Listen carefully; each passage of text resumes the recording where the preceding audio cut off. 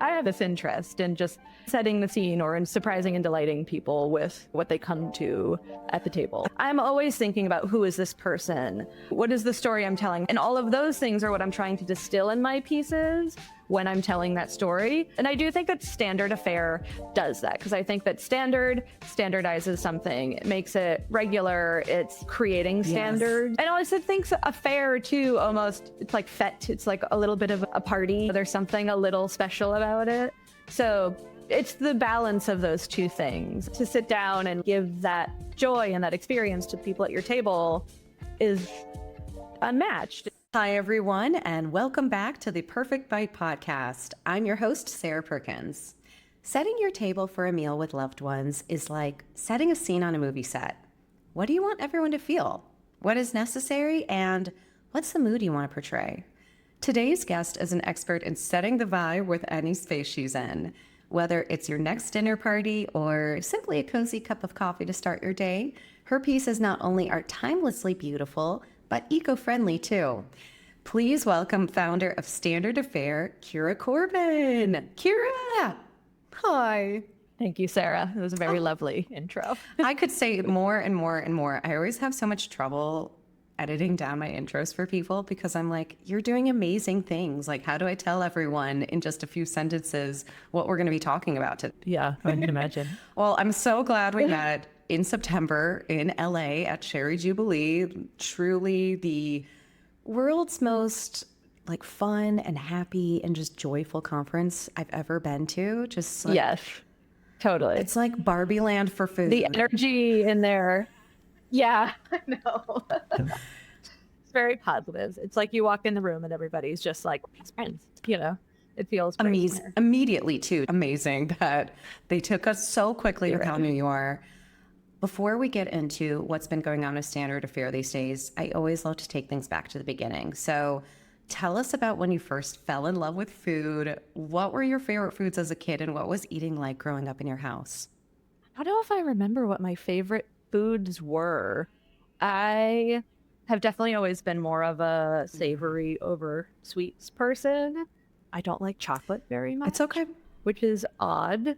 Yeah, I get some weird looks for that one. I don't mind it. Like, I like a chocolate chip cookie, but I just think there should be more cookie than chocolate in the cookie. You're just like my partner. I could be a chocoholic, and he would have like more caramel and butterscotch and salt and other things with it. Oh, I love a butterscotch. Yes.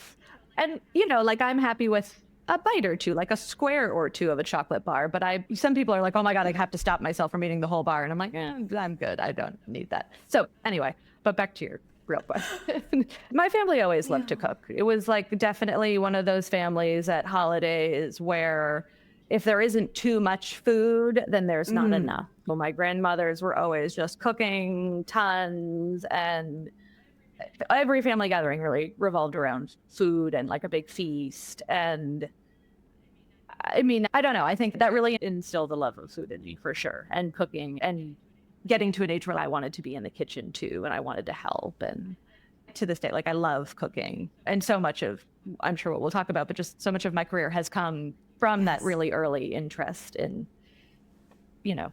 Yes, and you took it in such a creative, artistic direction too. So instead of, say, going into culinary arts directly, you really went into interior design and prop styling and all of these moments that I think are so cool because they're the behind the scenes moments of these beautiful shots or videos that we're seeing, and the amount of work that goes into it. And I'm sure just the amount of time is so much more than anyone can imagine in terms of making it look perfect. Oh, yeah. The production is a whole thing. Everybody just sees a final image, but there's hours of sweat and schlep, and it's not really a glamorous job, but it takes a lot to put all of that together. Definitely. Do you think, like, so when you were growing up and you're talking about how I always love to host that way too, is like the more food, the better, because then I'm not going to worry that anyone's going to go hungry. Yeah, like worst nightmare, right? Like, oh, I ran out of food. Like, that cannot happen. For real. Then we go into that whole rabbit hole issue of food waste, which I've been meeting some amazing people lately who are actually helping from that perspective. So luckily, like, hopefully we'll be in a world one day when you host an event and then you're like, oh, great, I'll just have this nonprofit help me make sure it gets to people who need it, instead of feeling like, oh no, I got to make leftovers out of everything. Or luckily I can compost in our case now. But when I lived here in Chicago, where I am this week, like, figuring out how to compost in the city was so difficult. So that's my rabbit hole this week. So your family growing up, were they also folks who liked to set the scene when it came to meals? Were there any fancy place settings? Was it more like, say, my family, where it's buffet style, you go through in a big line and you chow down and then you help clean up? You know, the table was always set. And to this day, I do prefer that style of service as opposed to a buffet line. I really think that seeing all the food on the table is part of feeling the abundance. We kind of eat with our eyes. So seeing all that in front of you and passing all the plates, you're literally sharing by passing it around the table. I think that's a really lovely experience. And we always ate that way, everything put on the table. The table would be set for the holidays. There was intention. It wasn't very fancy or very formal. We were definitely a casual family. But pretty early on, I don't know exactly what age, but maybe when I was 12 or 13, I started taking over setting the table just because I thought it was so fun. But I would do like the weirdest stuff, like I would be like, I'm going to put the forks up here and put them sideways. And like every holiday was a new odd experiment in arranging a table. And I don't really do it that way anymore. But I definitely look back and think like, oh yeah, like I have had this interest in setting the scene or in sort of surprising and delighting people with what they come to at the table. I love that you put it that way. I love how your origin story was like, let's take this fork and turn it on its head, instead of the so strict, like this goes here, this goes here, this goes here, Yeah. I didn't get into it from that formal dining perspective of, right, we have to have, 5 different spoons and this is what course they all correspond to. I didn't come into it from the rules, from the pre-established structure. I also wasn't really exposed to that as a kid. So I don't even know if I really knew that was a thing until much later in life. And that's kind of nice because then you get to make things up as you go instead of being told like, oh no, even when it was just fork, knife, and spoon, like you could tell when it's out of place. So I want to hear more about your career journey. What made you really want to work in this table shoot, interior and prop styling spaces? Where do you think, past 12, 13 years old, that you recognized this is something I can actually do to be part of this beautiful element of media that we see? Even though media looks a little different these days, it's still so important as you are setting the scene. Well, I knew at like 12 that I really wanted to make the pretty pictures for magazines. But at that time, I was really interested in fashion. And I had obviously, like I said, like a real upbringing around food and an enthusiasm for cooking and food, but I didn't actually think that was going to be my path at that time. I wanted to go work for fashion magazines.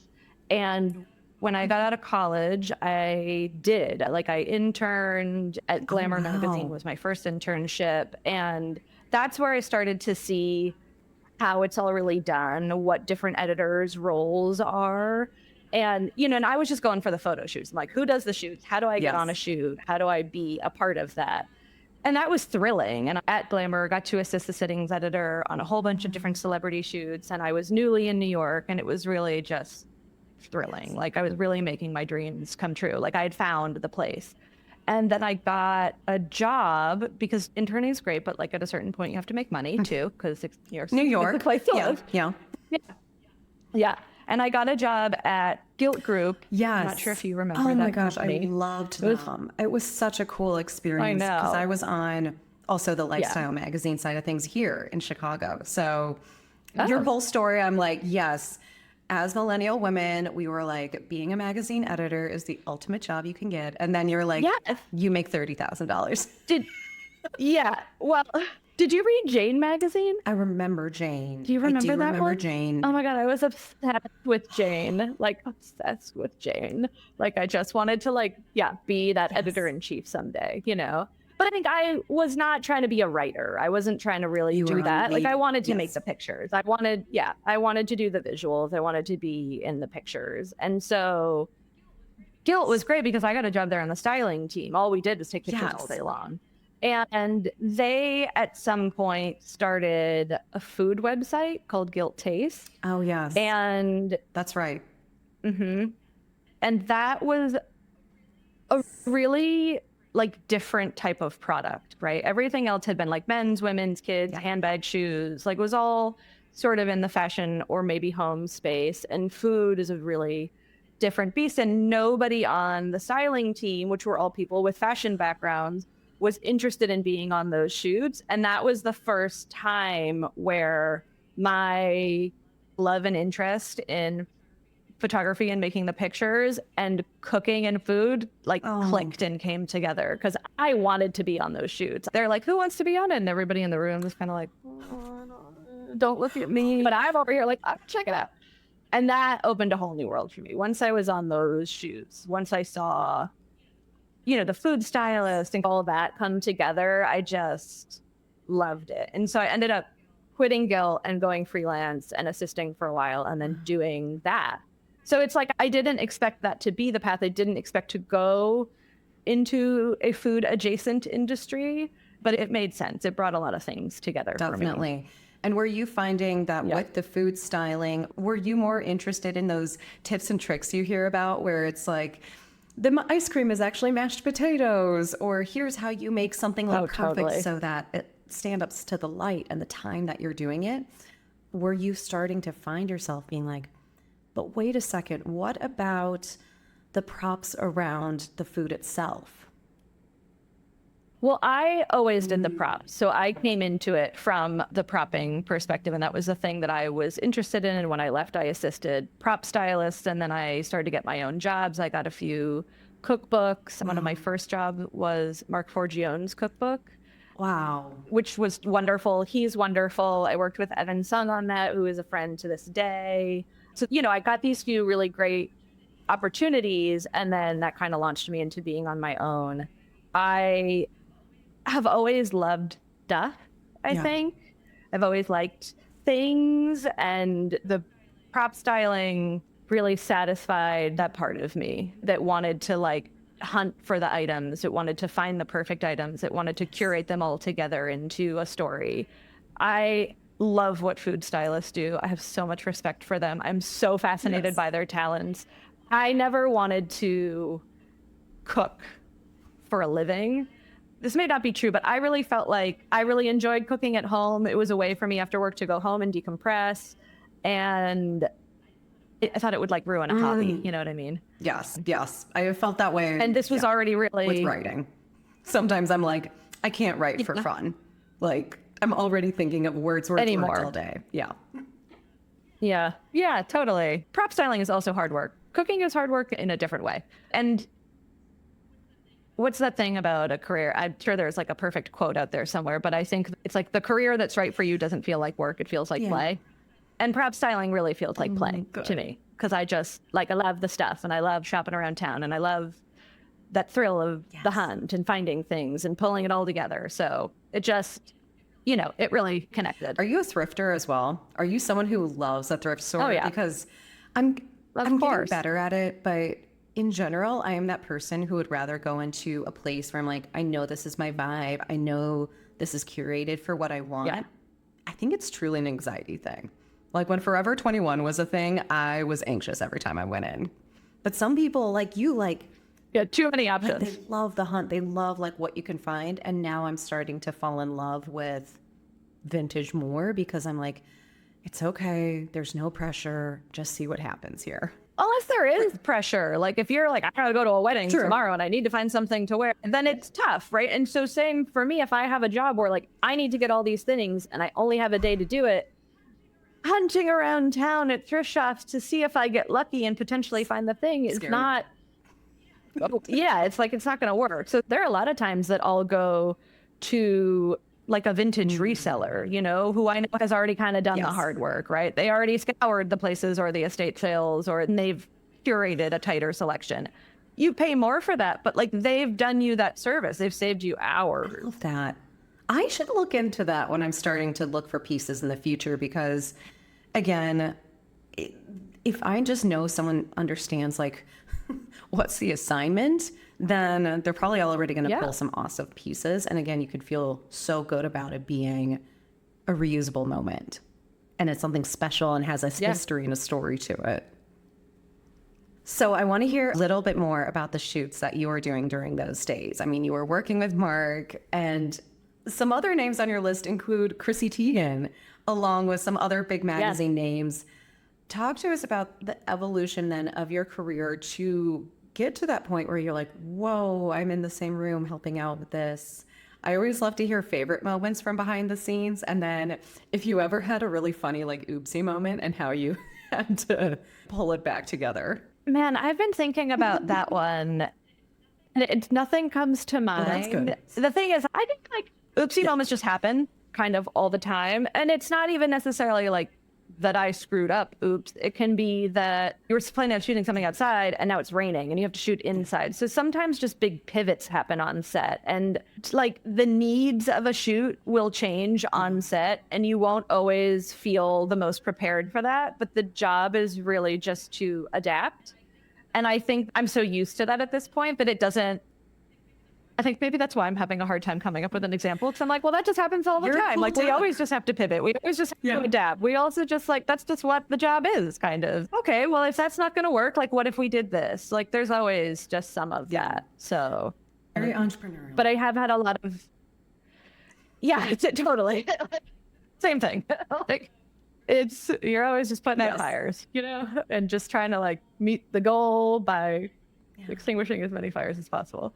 But there have been some real highlights for sure that I'm very proud of. I got to style one of David Tanis's cookbooks, and I've long been an admirer of his cooking and writing, and that was great.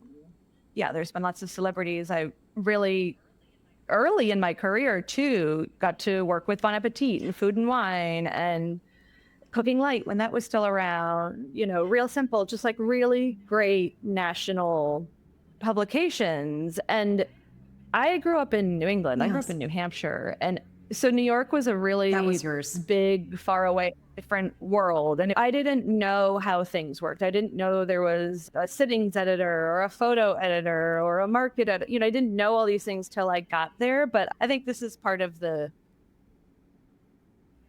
I guess, like the, you know, what New York does, that dream of moving to New York, where like you can go there, and if you work hard, like you can get in and you can do well. And I did. And I'm so proud of myself for that. I'm proud of you too. I mean, like, just even from what you said of, I had a goal or I had a dream of doing something related to this.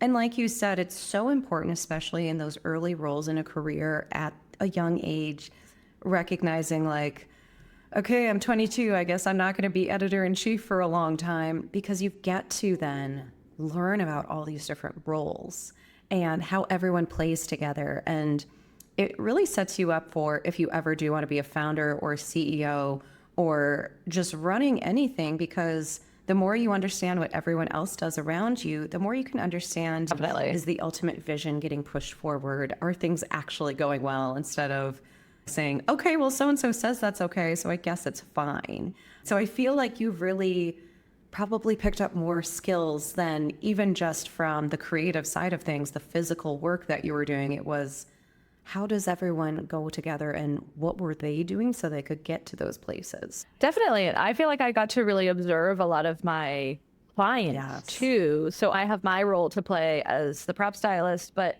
seeing how my clients are planning out their years or what their marketing strategies are, what they're trying to achieve. Like, I think I've also gotten to be a fly on the wall in so many ways for so many different types of businesses. And that's been really interesting, because I've worked with chefs and seen, you know, and not that I know every detail of how a restaurant works, but you start to get a little bit of a preview of those structures, and then publications, and then all types of different commercial companies. So I wouldn't say I'm real deep in knowledge on any of those things, but like definitely lots of tidbits of all of those things, which has been really like a byproduct, something I didn't expect from just working on photo shoots. And I think it's nice because you just get to be a sponge, and you love one thing, you're pushing towards it, but then you had those generalist aspects that I'm sure are really coming into play these days for you. Well, yes, I am the everything at my company currently. I am the CEO, yes, but I also pack and ship every single order. I am customer service. I'm yes, everything. Girl. Like I'm there. It's just me.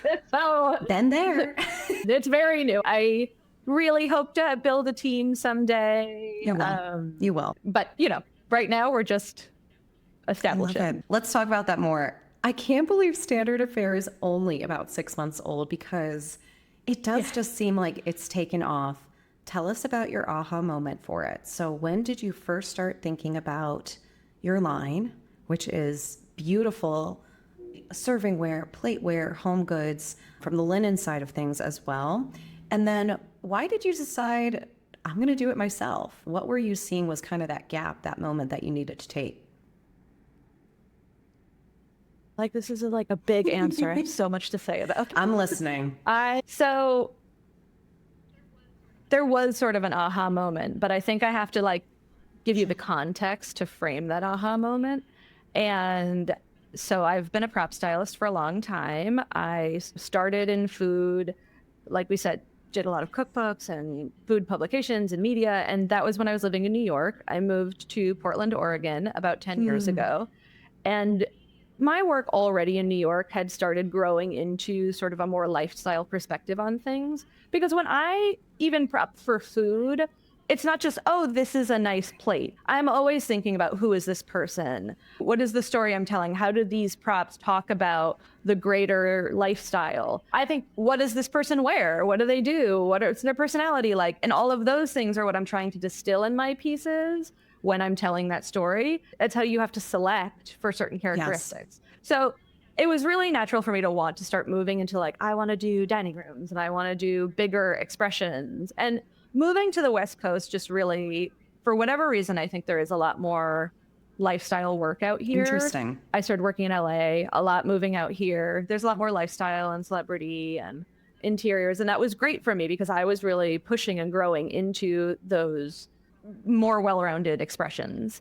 And so I've had an amazing styling career. I'm really proud of my styling. And I've been styling for about 15 years at this point. After about 10 years, I definitely started to feel like I can do this in my sleep.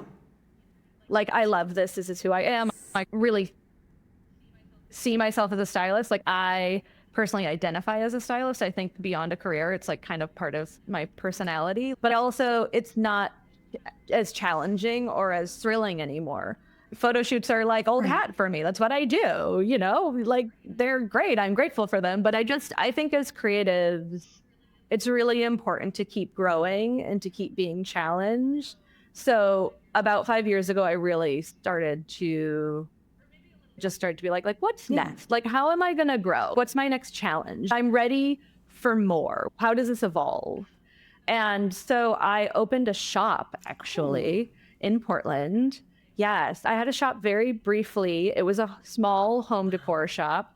I sold lots of handmade ceramics, as you might imagine, for the table. And then lots of like decorative home things. There were candles and throw blankets and all of the things that I source and curate for my photo shoots. I really wanted to bring that to real people to use. Because creating a photo is this wonderful, beautiful moment. And I do think that photos can bring a lot of joy. But I am the person who, everywhere I travel, I'm always hunting, and I'm always shopping, and I'm always collecting. And so I would go to Portugal, for example, and find an amazing ceramicist who hand makes these porcelain mugs, and I'd bring them back and I'd use them for photo shoots. But I just was like, people need to have these. They need to know. Need to they need to not just sit on a shelf, because I have a huge prep collection, right? So shelves of things. And so they don't just sit on a shelf and wait for their beauty moment and they get packed up. Those photo shoot moments You have no idea how many times on set, the clients will be in the other room on their computers doing whatever they got to do while we set up, and we'll get everything set up and then say, hey, come in, like, we're ready for feedback now. And so many times we just be like, oh my God, I can't believe how you've transformed it. Oh my, could you do this for me? Like, I just want to live in this space. And I loved that. I loved hearing that. That was such like the ultimate compliment I think that you could receive. But it also, I was like, I want you to have this in your home. Like, I felt like there was almost like a little bit of a missing link there. And so that was why I started my shop, because I wanted to like bring all the good stuff to real people. I have been a professional shopper for 10 years at that point, right? And I know how many great things are out there, and I just want to bring them to you. Yes. And the day I launched my shop was the day we went into lockdown in COVID. You are like number 1 millionth person who tells me like, I started a business the month March 2020. And I'm like, oh gosh. Well, you don't start it that month either. A business takes a long time to plan before and build and set up before you can actually launch. So I had been working on it for a year. And I was like, okay, that's my launch date. And then the world shut down, which that's tricky for a brand new retail operation. So it was a weird first year in business. The shop overall, like, it did okay and it was growing. And I think there was a lot of potential there, but it wasn't checking a lot of the boxes for me. I was really creatively fulfilled by it, but I also had kids during the pandemic. So I had a really young family, and retail is largely a weekends and holidays business. And there were certain things about it that were great, and there were certain things about it that just weren't working for me. And that was like, I had this aha moment where I said, you're a writer. Have you ever heard the saying, you have to kill your darling? No. Wait, tell me more. So this writer I know, sorry, I was like halfway through a sentence and I'm like, ooh, cliffhanger, pause. I'm going to tell you. No. So this writer that I know told me about this phrase, and she thinks about it often. It's, she almost just uses it in life. And the idea is like, you write this one perfect sentence, but it's so poetic and it's so wonderful that you're trying to write all the paragraphs around it. And it's just hard to make them all fit and work together. And really what you need to do is get rid of that sentence so that everything else can work together better. I can see that for sure, where you're like, I'm a genius. And then you're like, no, I'm not, because I can't write anything else. Well, you're like, it's like, I can't match all the other things to it, or it's not balanced with the other parts. So I had the shop for 3 years by the time I closed it. But, in the second year, I already kind of knew like something here isn't quite working for me. So what's going to be the next step?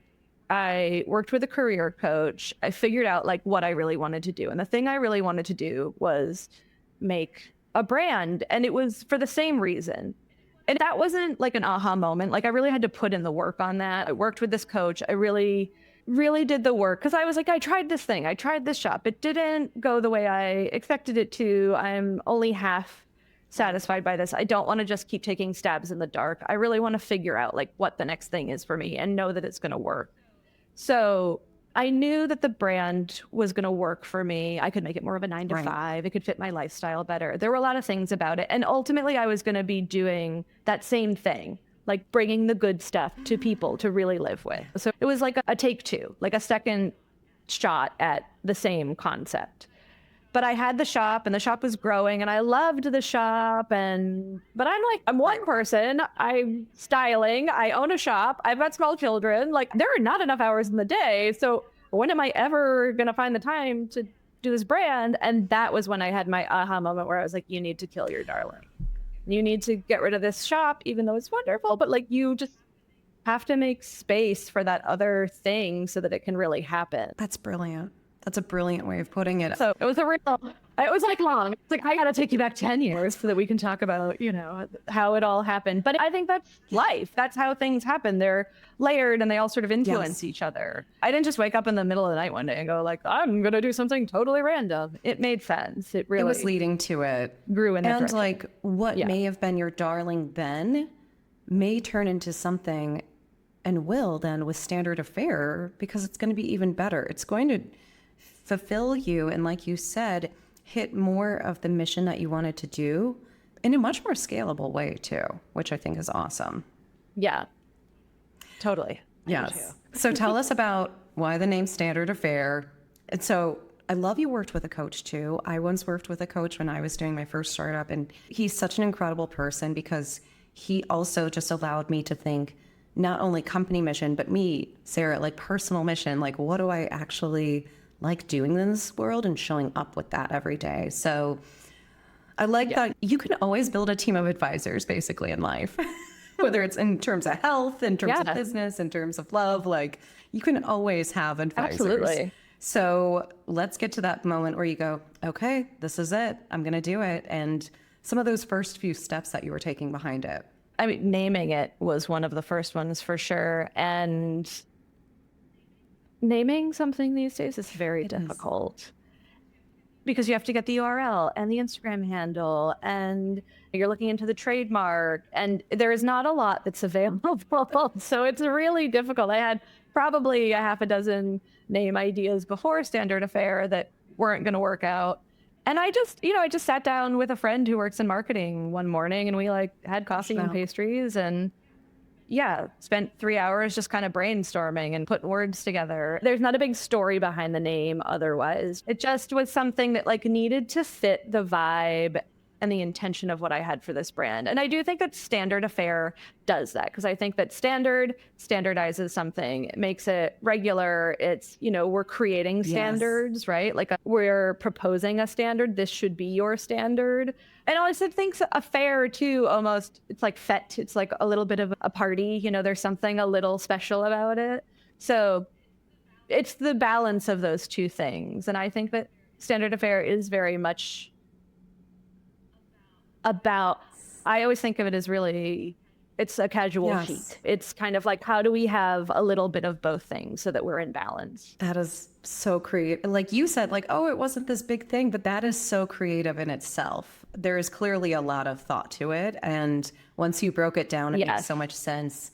So when you were even styling, were you always more of, say, a minimalist or a maximalist? This line, like you said, brings together very, very clean lines. But this does not look stuff like, okay, I got to go pick up the dish set for my daughter who's going to college. Let's just go to Target and get the plain white, whatever you got to do. I love understated design. I'm not sure if I would describe myself as a minimalist or a maximalist. Probably, I guess, more of a minimalist because I think when people think of maximalists, they think of lots of bright color and pattern. However, I think I am sort of a maximalist in practice. It's just with a lot of more minimalist aesthetic tendencies, if that makes sense.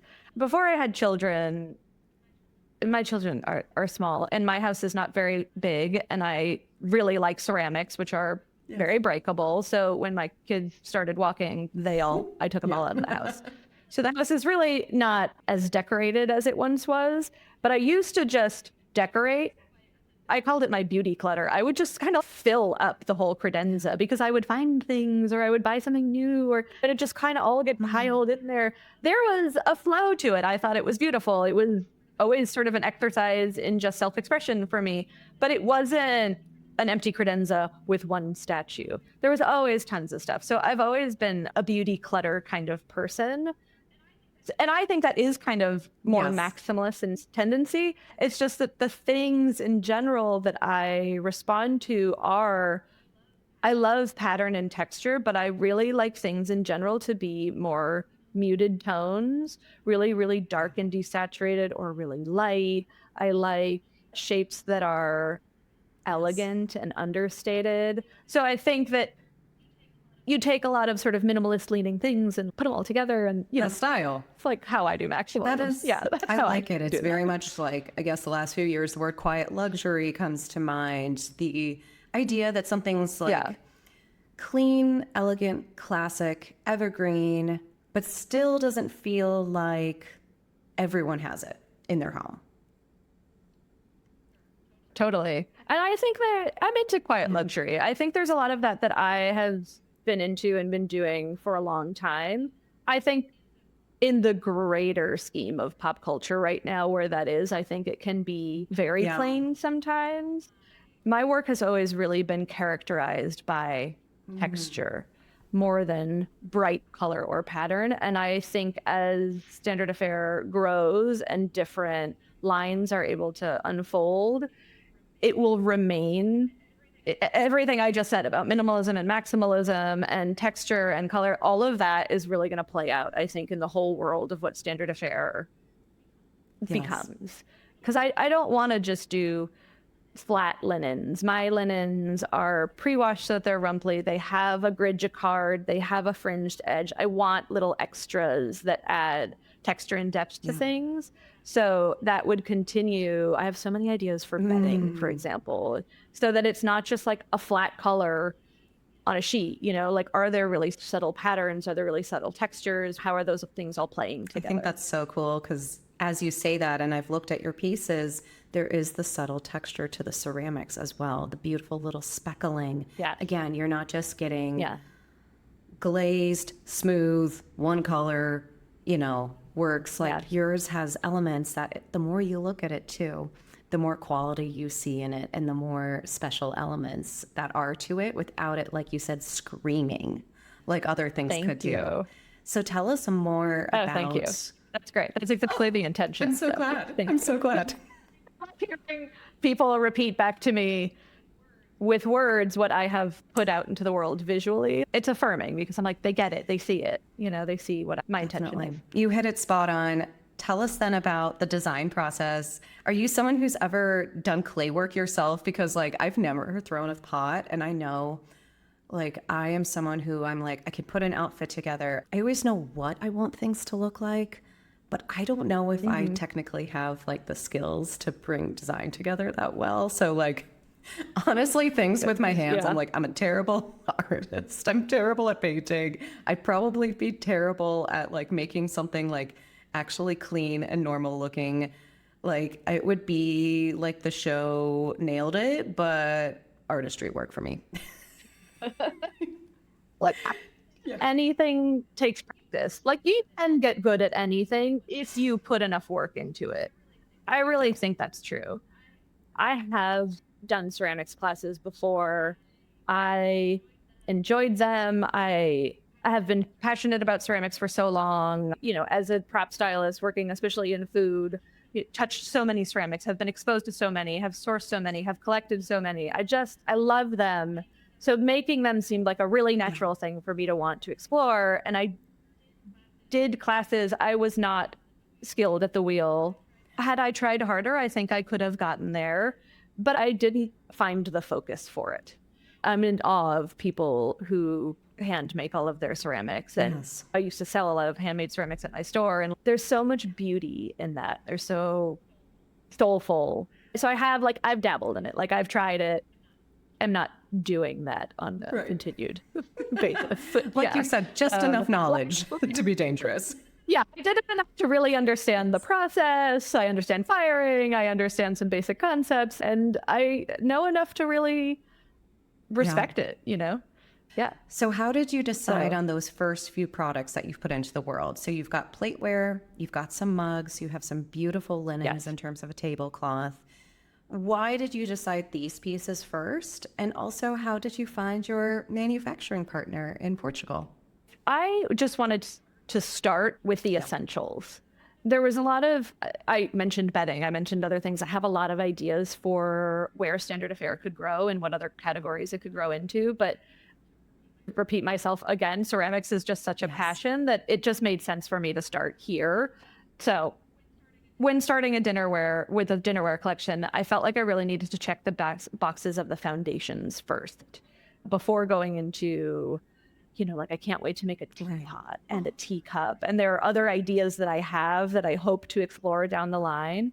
But you need a dinner plate first and just kind of your essentials. So really this first collection is what I think are the essentials. It's 7 pieces. There's a large plate, which is dinner sized, a medium plate, which is like a great salad, lunch, you know, that kind of size plate, a soup cereal size bowl, and then a larger shallow bowl that I think most people would call a pasta bowl, and certainly it's great for that, or salad, but really for me, it's the everything bowl. We use those so much more often than we use a dinner plate. Same. You know, rice, curry, braises, like Yeah, and the bowl is designed low enough and wide enough that if you do a braise, that meat will be soft. You still might want to get in there with a fork and a knife, but you can. There's enough room for you to comfortably cut, you know? And I think that that is a shape that is gaining Yes. popularity in recent years, but has never been considered a standard. And I really think that's a standard. I really think everybody should have that shape because it is, like I say, so Yes, versatile. the blade, as and of they're course- calling it. The bowl plate, the blade. Right, totally. Yes. They are. They just like they're comfortable. They work for everything. I think it's one of, I mean, it's hard to say. They're all beautiful, but it's one of the most beautiful pieces in the collection for sure. And then, of course, like you need a Yes. mug, a serving bowl, like a big salad bowl, which also I use all the time for mixing. Those I think are really multi-purpose in a kitchen. Use it for mixing, but also for serving. Like it kind of can do everything. And then there's a small bowl, which is another version of the everything bowl. I designed it really to be an olive bowl or like an apéro snack kind of, but it's great for salt. It's great Yes. for, some people put jewelry in it. Somebody told me they bought them for their cats to put wet cat food How in. beautiful. You can put soap. Yeah, it can be used as a soap dish. Like it can be used for, it's just the perfect size. It's a key dish for some people. It can be used for so Right. many things. So it's another just like really adaptable small size. And I think those small sizes are also not in most more commercial outlets really available or very standardized, but I think they're endlessly useful for all of the reasons I just described. But even just in the kitchen, having something for mise en place or having something for your charcuterie board or for snacks or for it, just they're great to have. Now my cats are gonna. So those get are this. the standards. I'm like, now my cats are about I to love eat it. in style too. Exactly. They should. We love that. Tell us a little bit more too about, I love how each of the pieces lists what percentage of recycled materials are within it and essentially the level of eco-friendliness behind it. Why was that so important for you to have that as part of the brand and as part of the item description itself? It's really pretty groundbreaking. The clay body is made of 90% recycled materials that would otherwise have been waste that comes from the production process. So ceramics basically that like would typically have been trash or pieces of maybe the shavings or the dust or the trimmings from certain parts of the process.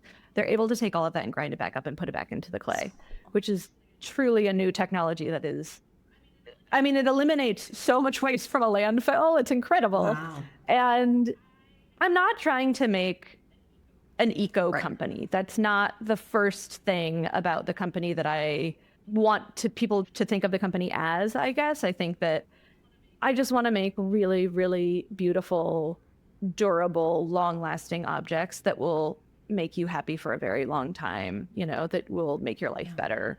But I think it's important to be responsible in how we create anything in the world these days. So it's not for me a marketing ploy. I'm not trying to create something that's an eco-friendly brand so that people who are into eco-friendly can come buy an eco-friendly thing. It's just, no, I want to make something really beautiful, but we've got to make it the right way because everything we do has an impact in this world. Also, like as in a greater sense, like the way we spend our money is like voting. Yes. Like, Agreed. especially in a really capitalist society, the things we put our money into are who we give our power to. So we have to support our values through our money, which is like why I love shopping at the farmer's market. You know, why I make certain choices about the way I live or the things I buy. And like nobody's perfect. Like I buy things on Amazon every once in a while. There's a mix. Yep. We are multi-layered. There's life happening. But I do think that even if we can't be perfect, which I really don't think anybody can, like we have to be considerate.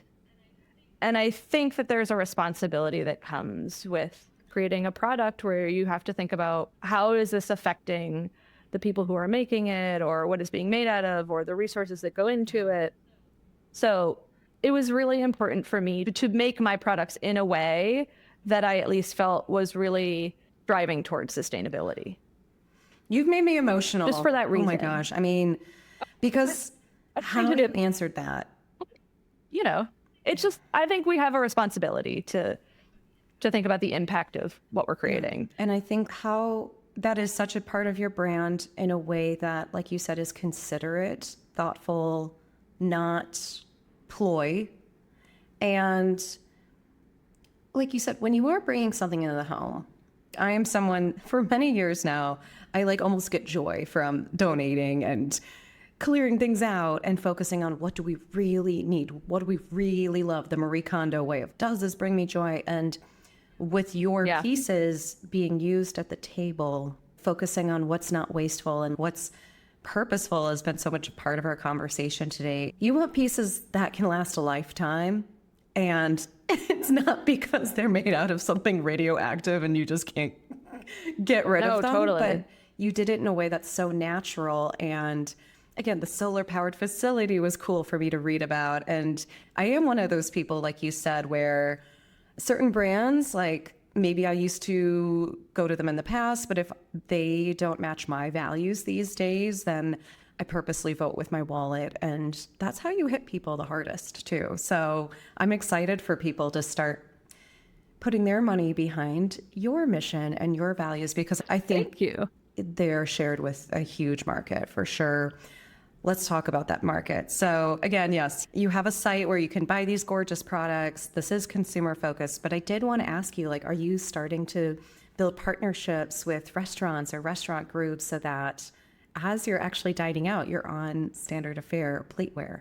Yes, I can't wait to be in a restaurant. It has not happened yet, but I feel like we're getting close. Yeah, 100%. I mean, it's only been 6 months, and I feel like in the past 6 months, I've met so many wonderful people and made so many amazing connections. And something I say really often is I think I'm really in a phase of planting lots of seeds. And seeds don't sprout overnight. You don't have a flower tomorrow, but I'm planting as many seeds as I possibly can and just really looking forward to seeing what sprouts next year and just continuing forward with that work. And I sell wholesale to boutiques across the country. So so it's not just direct to consumer. Of course, I sell direct to consumer through my website. I sell to boutiques I've been doing trade shows and trying to find new retail partners in that way. I love boutiques. You will be unsurprised to hear, being a prop stylist. I think that boutiques are so special and they're really kind of cultural institutions, honestly, because they're always really representative of the space that they are in. A shop in Boston is not going to be the same as a shop in Austin. You have different people and different hobbies and different interests and different local produce or materials that are grown there, local industries and all of that. It's like shops really kind of become a physical manifestation of the local zeitgeist. And I think they also become community hubs and places where people can come together. And so I love local shops and I love partnering with them. And when they buy from my collection to sell in their shop, I always feel really uplifted and just so happy to kind of become a part of their community. Yes, can't wait to be in restaurants. I really think that standard of fare will be, I think some chefs could do some really beautiful and amazing things with my dishes, and really look forward to hopefully having some of those partnerships. So there's a lot of different avenues. It's definitely not locked into like one avenue of sales or of trying to find the customer. I think there could be lots of different customers. I can't wait to see what 2026 brings for you, because I agree, like, again, it's the new standard that we're putting in place here. And I'm just so excited for you. So I'm having so much fun talking to you. So before we get to the world's best and hardest question, let's talk a little bit about trends in setting the scene for dinner parties at home. I want to hear, what do you really love that's happening in terms of table settings? Everyone's leaning into how fancy they can make their dinner parties these days. And what do you think needs to go? Oh, hot takes. Well, here's my hot take. It gives people something to get upset about. I'm a huge fan of just like piles of stuff in the middle of your table, like piles of gourds or vegetables or fruits. I do think it can be really beautiful when it's done in a way that is actually interactive and purposeful.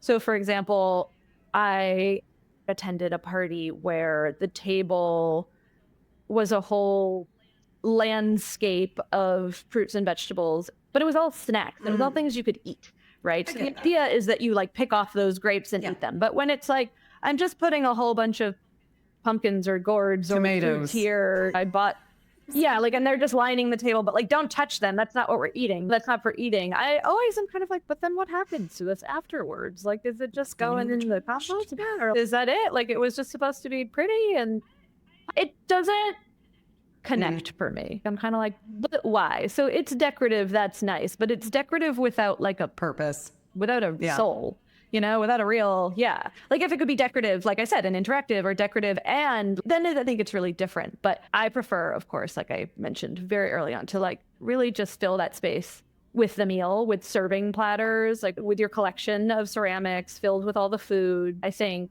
flowers are great. I think candles are great. There are other things that you can add decoratively that really set a mood and make it feel special. In general, I love that people are setting a table more and wanting it to feel special. I think that's like this desire for connection, right? A desire to be with other people, a desire to give to them. That's hospitality. Hospitality is a perfect example of where giving feels like receiving as well. Where when the more you give, the more like satisfied you feel by having given, right? It might take you a couple days to prepare a really large meal. Thanksgiving is not uncommon to, for example, start preparing a couple days out, right? But to sit down and give that joy and that experience to people at your table is unmatched. It feels wonderful. So like, that's a great trend, even if it's just a Friday night dinner party. It doesn't need to be always like a huge holiday. And I think it's really wonderful that people are investing in connecting with each other in that way. And I also think it really is a reflection of what we're all feeling these days in that sort of like post-COVID, very algorithm heavy world. We want like real connection. A lot of intentionality, and that fits you so well too. Yeah. I'm all about a dinner party. Do you have any other tips and tricks for people? So as they're laying out a table, whether it's more casual, whether it's a big event like Thanksgiving, you said, is there anything that you like to lead into so that people can feel like they put together the perfect hosting moment? I keep it simple, to be honest. I always lean towards understatement. You know that Chanel quote where she says you have to take something off every time you leave the house? I feel like you can do that with the table a little bit. I think it can be a few well-chosen things.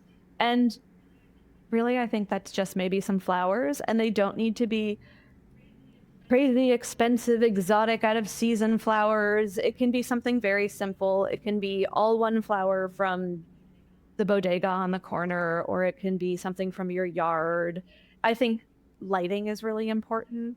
So no overheads. Don't do that. That nobody likes that. It doesn't make anybody look good. Let's dim those lights. Let's keep them very warm. Light lots of candles. And, it's about being together and the food and hosting and making people feel welcome. 100%. I love that. I think the table can be understated and elegant and be everything it needs to be. Excellent.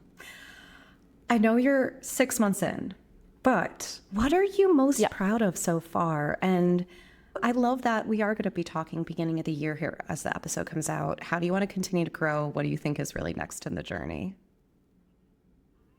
First of all, I'm really proud of, I can't choose a thing, like of this, of doing this, of everything, it's a huge change for me. And it's a big risk, honestly, in a lot of ways. And it's a challenge. I'm learning a lot. I'm growing a lot. But I'm doing it. I feel proud of myself for being brave and for jumping. And I'm really proud of what I created as well. I've gotten so much amazing feedback in the last 6 months. Everybody who sees it has something amazing to say about it. I've gotten press coverage already by Architectural Digest and Domino and The Strategist, and just we've had a really great reception, which feels really affirming and really encourages me to keep moving forward, because it is challenging still. Like, there's still definitely difficult points. I'm doing all of this myself. I'm only one person. I'm still styling. My biggest goal for now is to get it out there so that enough people can know about it, that it can really become a self-sustaining business. I don't have any investors. It's a big challenge at the moment. So that's like my next like closest goal is just get it to start sustaining itself. And once we can do that, I think then the sky's the limit, because I have so many ideas for where this can go and what this can grow into. I really don't want Standard Affair to be a dinnerware company. I want it to be a homewares company. I want it to be a lifestyle company. I want it to be about how we live and how things support our lives. I want to go into all kinds of different categories. I really have a really big vision for just what life could look like. And so once the business can sustain itself and once I can start reinvesting and expanding the collections, I can't wait, because I have so many ideas. And I think it can grow beyond even just products into hospitality or experiences or other things. Amazing. Oh, So there's a lot. Ooh, chills. We're going to do the check-in like There's a by lot. next year, and it's going to have blown up. I can't. I hope so. Yeah. Yes. Great. Can't wait. So you've given already so many great nuggets here. What's one piece of advice that you'd give anyone who's looking to be an entrepreneur, whether it is within a more creative or design space or anything? I think number one thing is to be persistent. Determination is everything. It's actually not necessarily your talent. There are really talented people that don't find success. It's really just deciding you're going to do something and then doing it. Just trying. Taking the action and not taking no for an answer, and just falling down and getting back up and falling down and getting back up and falling down and getting back up. And I think that achieving any dream just takes that amount of persistence.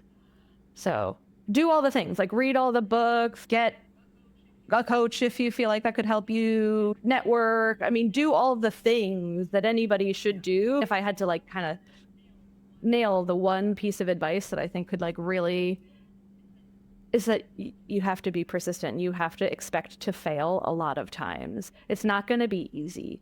Yeah. If it were easy, like everybody would have already done it. It's very true. So Always yeah. glad to hear that. Thank you. So Kira, here we are. yes. My gosh. So a little reminder for everyone. This is called The Perfect Bite because it's a perfect bite of all the folks that really bring together the food, bev, hospitality industries that we all enjoy so much. But it's also because we each have our own perfect bite. So memories and recipes, moments with food that make us smile that you'll never forget. So Kira, what is your perfect bite?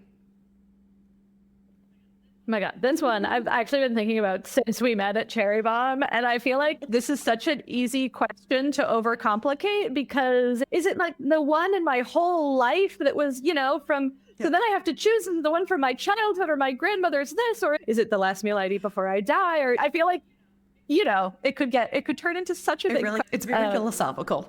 but yes, but what I'm going to say is I'm just going to keep it to my perfect bite changes on the season. There might be a perfect bite for sort of like a number of months, and then you're into something else, Yes. right? Got a new favorite. My perfect bite right now is the first bite of chocolate cream pie from Loretta Jean's Bakery here in Portland, Oregon. Wow, I love a chocolate cream. It's really good. And I kind of like dream about that pie. And whenever I'm in that neighborhood, it's Calls to you. so hard to avoid going there. Right now, that's like the bite I dream about. That's the one I've been like really into. A chocolate cream pie just has, okay, I always like to, people don't I'm a chocolate person. So doesn't that tell you something? tell you something Like, is like, well, it's like kind of salty and it's really balanced chocolate and there's a mound of whipped cream on it and the crust is handmade and like, yeah, it's really I good. think chocolate pie is my dad's favorite pie, actually. Like, there's just something, Mine too.